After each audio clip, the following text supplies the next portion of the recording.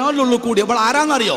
BSc nursing കഴിഞ്ഞ് ഒരു ഹോസ്പിറ്റലിൽ ഡോക്ടറുടെ നേരെ താഴെ ജോലി ചെയ്യുന്ന ഉന്നത വിദ്യാഭ്യാസമുള്ള ഒരു കുട്ടിയാണ്. ഡോക്ടർ ഇല്ല, പിന്നെ അടുത്ത ഡോക്ടർ ആരാ? ഈ പെൺകുട്ടിയാണ്. അത്രയും വലിയ വിദ്യാഭ്യാസമുള്ള ആളാ. ഈ കുട്ടി എന്നോട് പറയാണ്, ഒരു ഇന്നോവ കാറ് പോലും വാടകയ്ക്ക് എടുക്കാൻ കഴിയാത്ത ഒരുത്തന്റെ കൂടെ ജീവിക്കാൻ ഞാൻ തയ്യാറല്ല എന്ന് വാപ്പനോട് പറഞ്ഞാളീന്നാ. അപ്പൊ ഞാൻ പറഞ്ഞു, അതിപ്പോ ഈ എന്നാൾ പറഞ്ഞാളെ, ഇപ്പൊ ഞാൻ അതിനായിട്ടാണ് കയറണ്ടേ? കയറിയ എനിക്കേ അറിയുള്ളൂ ഇറങ്ങിയത് എങ്ങനെയാണ്. നിങ്ങൾ ആലോചിച്ച് നോക്കൂ, ജീവിതം എന്ന് പറഞ്ഞാൽ എന്താ? ഇണകൾ തമ്മിൽ എന്താ ഉണ്ടാവേണ്ടത്? സമ്പത്താണോ? വിദ്യാഭ്യാസമാണോ? അല്ല സഹോദരിമാരെ. തലശ്ശേരി പെരിങ്ങത്തൂർ എന്ന് പറഞ്ഞ സ്ഥലമുണ്ട്. 25 കൊല്ലം മുമ്പ് ഞാനൊരു പള്ളിയിൽ ഖുതുബ നടത്തുകയാണ് വെള്ളിയാഴ്ച.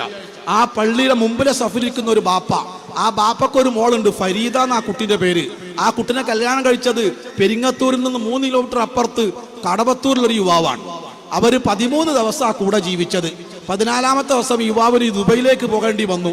2 ആഴ്ച കഴിഞ്ഞപ്പോൾ അവിടെ നിന്ന് മേജർ ആക്സിഡന്റിൽ അദ്ദേഹത്തിന്റെ നട്ടെല്ല് നിശേഷം തകർന്നു പോയി. 25 കൊല്ലം മുമ്പ്. ഈ കാണുന്ന ഒരു എയർപോർട്ടും ഇല്ല. തിരുവനന്തപുരം എയർപോർട്ടിൽ നിന്ന് ഒരു മയ്യത്ത് കൊണ്ടുവരുന്ന മാതിരിയാണ് ഈ ശരീരം, ഈ മനുഷ്യനെ കടവത്തൂരിലേക്ക് കൊണ്ടുവന്നത്. ഫരീദ എന്ന പെൺകുട്ടി 25 വർഷക്കാലം ഈ ജീവച്ഛവം പോലെ കിടക്കുന്ന യുവാവിനെ മാറോട് ചേർത്ത് പരിചരിച്ചു. സഹോദരിമാരെ, ഒന്ന് കെട്ടിപ്പിടിക്കാൻ സാധിക്കാത്ത, ഒരു ചുടുചുംബനം നൽകാൻ സാധിക്കാത്ത, ഒരു കുഞ്ഞിക്കാല് സംഭാവന ചെയ്യാൻ സാധിക്കാത്ത ഈ ജീവച്ഛവത്തെ മാറോട് ചേർക്കാൻ ഫരീദ കാണിച്ച വികാരത്തിന്റെ പേരാണ് വജഅല ബൈനകും മവദ്ദതൻ വറഹ്മ. ഈ മവദ്ദത്താണ് ഇണകൾക്കിടയിൽ ഉണ്ടാവേണ്ടത്. 25 കൊല്ലം കഴിഞ്ഞപ്പോ ഈ യുവാവിന് ബ്ലഡ് ക്യാൻസർ ഉണ്ടായി. ഈ കിടക്കണ മനുഷ്യന് ഡോക്ടർമാർ കഴിയൊഴിഞ്ഞു.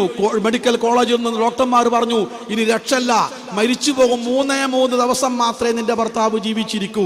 പക്ഷേ ഫരീദ കൈയൊഴിഞ്ഞില്ല. ഇന്നും നമസ്കരിച്ച് സുജൂദിൽ കിടന്ന് ഫരീദ ഈ യുവാവിന് വേണ്ടി പ്രാർത്ഥിക്കുന്നു, എന്റെ ഭർത്താവിന് എനിക്ക് തിരിച്ചു നൽകണം. എന്തിന്?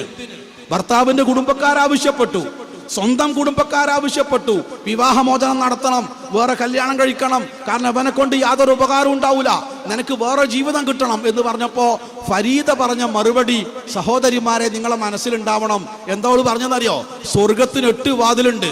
നമസ്കാരത്തിനൊരു വാതിലുണ്ട്, നോമ്പിനൊരു വാതിലുണ്ട്, ഹജ്ജിനൊരു വാതിലുണ്ട്, ജിഹാദിനൊരു വാതിലുണ്ട്, സദക്കക്ക് വാതിലുണ്ട്. നിസ്കരിച്ചാൽ നിസ്കാരത്തിന്റെ വാതിലേ തുറക്കുള്ളൂ, നോമ്പ് നോറ്റാ നോമ്പുകാരന്റെ വാതിലേ തുറക്കുള്ളൂ. എന്താ 8 വാതിലും ഒരു പെണ്ണിന്റെ മുമ്പിൽ അള്ളാഹു തുറന്നു വെക്കും.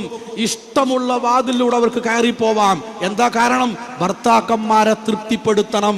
എനിക്ക് സ്വർഗത്തിന്റെ 8 കവാടത്തിലൂടെയും കയറി പോവാൻ ഞാൻ ഈ ഭർത്താവിനെ മാറോട് ചേർക്കുന്നു എന്ന് പറഞ്ഞ ഫരീദ ഇന്നും ജീവിച്ചിരിക്കുന്നു. അതാണ് ഇണകൾക്കിടയിൽ ഉണ്ടാവേണ്ടത്. അതുണ്ടായാൽ സൗന്ദര്യം ഉണ്ടാവട്ടെ, അല്ലാതെക്കട്ടെ, സാമ്പത്തികാവസ്ഥയാവട്ടെ, ദാരിദ്ര്യാവസ്ഥയാവട്ടെ, ഏതവസ്ഥയിലും നമ്മുടെ കുടുംബം വളരെ നന്നായി മുന്നോട്ട് പോകും. നല്ല മനസ്സോടുകൂടെ ഒരു പുതിയ ഭാര്യയും ഭർത്താവുമായി ഈ ഹാളിൽ നിന്ന് വൈകുന്നേരം ഇറങ്ങിപ്പോവാൻ നമ്മൾക്ക് സാധിക്കണം. അള്ളാഹു അതിന് നമ്മെ അനുഗ്രഹിക്കുമാറാവട്ടെ. ഈ സദസ്സിൽ നമ്മൾ ഒരുമിച്ച് കൂടിയതുപോലെ നാളെ ജന്നാത്തുൽ ഫിർദൗസിൽ നമ്മയും നമുക്ക് വേണ്ടപ്പെട്ടവരെയും എല്ലാവരെയും, മാതാപിതാക്കളെയും, ഭാര്യ, ഭർത്താവ്, മക്കളെയും എല്ലാവരെയും അള്ളാഹു ഒരുമിച്ച് കൂട്ടി അനുഗ്രഹിക്കുമാറാവട്ടെ. ഈ കുടുംബ സംഗമം ഒരു സ്വാലിഹായ ഒരു അമലായി നാം ഓരോരുത്തരിൽ നിന്നും അള്ളാഹു സ്വീകരിക്കുമാറാവട്ടെ. റബ്ബനാ ആതിനാ ഫിദ്ദുനിയ ഹസന വഫിൽ ആഖിറതി ഹസനതൻ വഖിനാ അദാബന്നാർ വൽഹംദുലില്ലാഹി റബ്ബിൽ ആലമീൻ. വസ്സലാമു അലൈക്കും വറഹ്മത്തുള്ളാഹി വബറകാതുഹു.